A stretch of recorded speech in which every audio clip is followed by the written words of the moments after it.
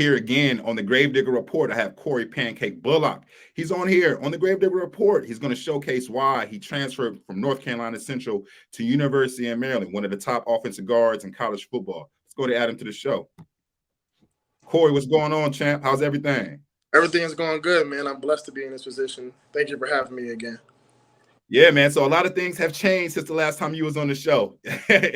You went from HBCU and now you're at the Big Ten. You're at North Carolina Central. Now you're at University of Maryland, man. I know you were shopping around while you were in the transfer portal. And the last time we spoke, you were rated the #1 guard in HBCU football and perhaps the #1 guard as a junior in college football. You went ahead and transferred from an HBCU to a Big Ten school. And, you know, I know a lot of fans and viewers and followers want to know why. I know there's a lot of questions out there. We're going to go ahead and discover that. But before we get to that, how was that whole transition from you transferring from the HBCU to the Big Ten? Walk us through this experience. So after the Celebration Bowl, I was contemplating or thinking about getting to the transfer portal. So I had talked to my parents, prayed about it every day because I didn't know what I wanted to do. So just talking with them every day, I decided to put my name into the portal. I talked to numerous schools, but I narrowed it down to 3, which was South Carolina Gamecocks, Cincinnati, and the University of Maryland. I chose the University of Maryland because, for one, I'm from Maryland, so just playing in front of like my family and stuff like that, I'd be huge. And 2, just eliminating the question of like HBCU kids can't get it done at different levels. So I just want to put that out there. So I'm going to just take that step forward and just eliminate so people can't ask that or say that about kids coming from HBCUs. Right. So we know that your talent is there. You were ranked BCS #1 guard as a junior at HBCU, and also ranked the #1 guard as a junior in college football as a junior. And you went ahead and you transferred to Maryland University, and it seems that other schools, you know, they had on the table for you, and you went ahead and you chose University of Maryland. You're a hometown kid. You have the community behind you. You're very loved, you know, in the DMV area, and you were very highly recruited coming out of the DMV, and now you're back home. How is the overall experience of being at University of Maryland right now? The overall experience has been good. I mean, great if you ask me, because it's like an atmosphere here. Like, everybody cares about you. They always want to see you like do good. Everybody wants to see you succeed, and they just putting your best interests forward for them, not for the team, but for yourself individually. So that's one thing that I really like about being here in Maryland, and that's it for real. So as far as for the preparation, what is taking place for yourself, you're there. It is early spring, and you're going to be going into spring ball. And University of Maryland brought you in to go ahead and start because you're that damn good at the offensive line position of playing guard. You can play right guard, you can play left guard, and you have some techniques to where you can actually play center. So your stock is going to be going up heading into the NFL draft for next year.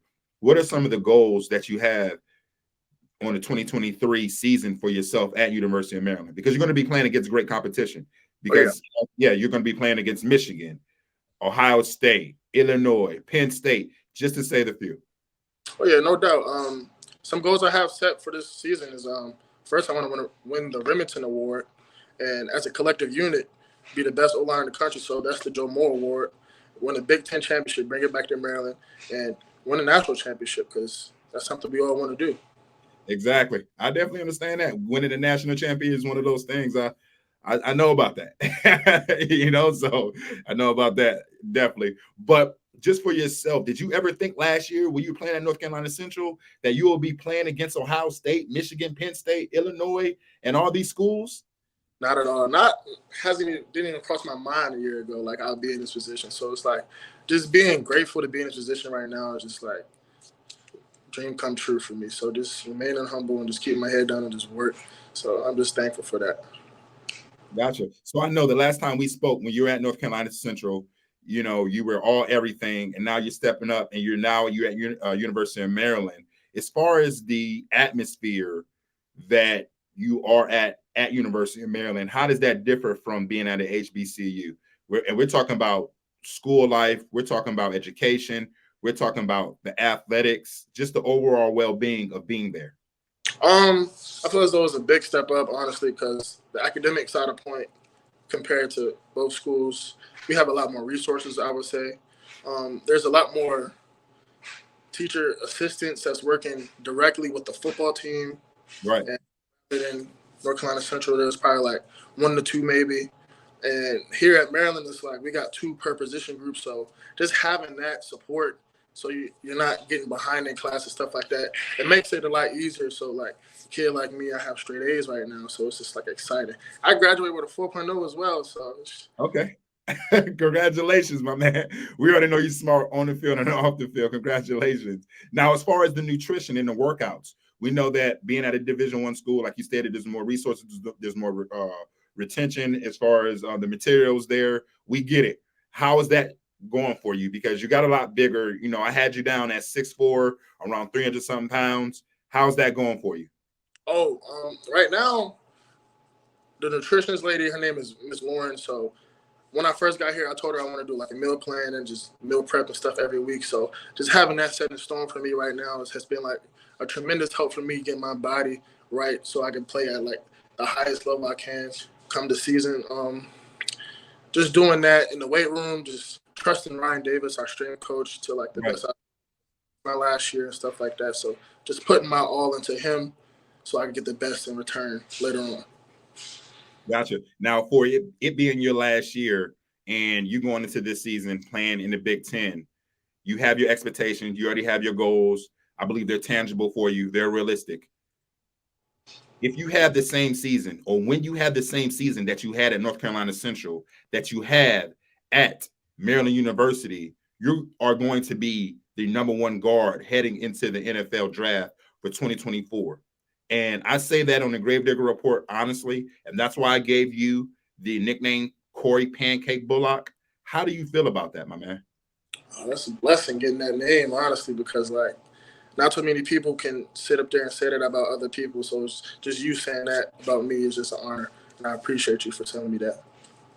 Man, you know, here on the Gravedigger Report, man, we see the frame before the picture. We see the talent. I was able to see the talent where you are at University of North Carolina Central, and now that you're at University of Maryland, it seems that the goals are still the same. The journey is still the same, and the body is now collaborated with everything that is taking place. And everything that you work for is really at your hands and really at your feet. You have spring ball coming up. You're gaining that engagement level with your teammates, and you're also becoming a household name at University of Maryland, because I've seen the pictures, everything that's going on the internet. So, you know, people are welcoming you with open arms, and you're back at home as well, too. Like I said, you're a hometown kid, and now you're becoming a hometown hero being at University of Maryland. So we wish you nothing but the best at University of Maryland and for the upcoming season, and also for spring ball. And just want to let you know, summer workouts are still there. You're still going to be, you know, running those 110s and 40s, and, you know, your body's just going to be at an optimal. One thing I wanted to ask you is, what game are you most looking forward to play at University of Maryland? If you had to pick one particular game, what game would that be? Probably that Michigan game, because why? My pops, he from Michigan, so it's like growing up, he was a Michigan fan. I'm a Maryland fan, so now it's time to be like, yeah, we could get it done here in Maryland. So I can't wait for that game. Noted. I noted that you you know, this is just a sidetrack. I noted that you have a former teammate as of right now that is participating in the HBCU Legacy Bowl. He'll be playing on Saturday, February 25th, 2023. How do you feel about that? And he actually won offensive tackle of the conference, and he's going to be playing, and he's, you know, participating, and he went through the HBCU combine, and he's talking to scouts right now. How do you feel about that? Robert Mitchell, I'm excited for him, man, because we both came in together in 2019 in North Carolina Central, and just seeing the work that he has put forward come to light, really, because the season before he got injured, he couldn't play. So just like seeing what he had to overcome, it's like, it kind of brings like tears to my eyes, because like he did everything he told me he wanted to do. Now he's getting his opportunity, and I can't just be more proud of him. Like, exactly. You know, Mr. Mitchell is one of those guys who's just knows how to face adversity, knows how to rise to the occasion, and anything that you do, there's going to be some setbacks. But we also know that when you have dreams left on the pillow, they're not really a dream. Yeah. So he went ahead and moved forward, and he's making his dream more tangible, and he's capturing that. And we wish him nothing but the best. But that goes to show you, as an offensive lineman, that you guys both played together. One at a HBCU, he's preparing for the NFL.